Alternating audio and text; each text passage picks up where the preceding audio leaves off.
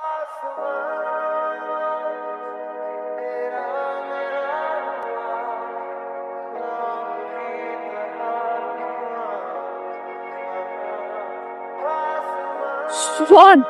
তোমার ভাইয়া।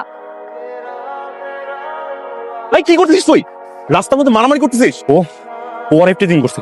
আজকে আর মাইরে ফেলাম। দাঁড়াবি। এইখানে যাও।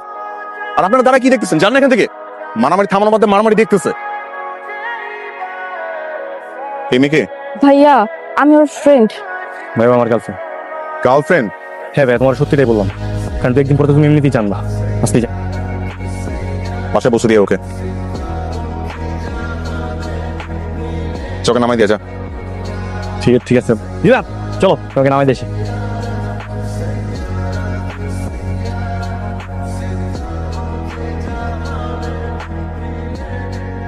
কে রে, তুই এমন রেগে আছিস কেন? কথা না বললে বুঝবো কি করে কেন রেগে আছিস? আজকে তোমার ছোট ছেলে বাসায় আসুক, তারপর বুঝাবো ওরে আমি। ওর একদিন কি আমার একদিন। কেন? ও কি করেছে? কি করছে জিজ্ঞাসা করতেছো? এই বয়সে গার্লফ্রেন্ড বানাইছে, গার্লফ্রেন্ড নিয়ে ঘুরে বেড়াচ্ছে, আবার সেই গার্লফ্রেন্ডের জন্য রাস্তার মধ্যে মারামারিও করতেছে। আজকে খালি বাসায় আসতে দৌড়ে। কিরে এইদিকে আয়। মা, আরে মা দেখো তোমার বড় ছেলের জন্য পাত্রে নিয়ে আসছি। আরে ভাইয়া দেখ না কত সুন্দর।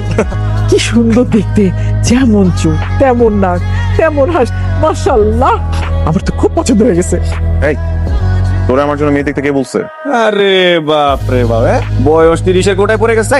ভাই 2 দিন পরে রাস্তা যদি পাস, মানুষ তো বলবো ওই যে যাচ্ছে আই বুড়ো কাকাটা, তখন তখন কেমন লাগবে? দেখছো মা, দেখছো তোমার ছেলে আমার কি বলতেছে? তুই কিন্তু আমার থেকে খুব বেশি ছোট না, বুঝছিস? ঠিকই বলছে, এটা না বলে কি বলবে? এই যে তোর বয়স হয়ে গেছে, বিয়ে প্রত্যেকটা বন্ধু বিয়ে করেছে, আর প্রত্যেকের বাচ্চা কাচ্চা হয়ে গেছে, আর তুই বিয়ে তো করিসনি, একটা প্রেমও করতে পারলি। প্রেম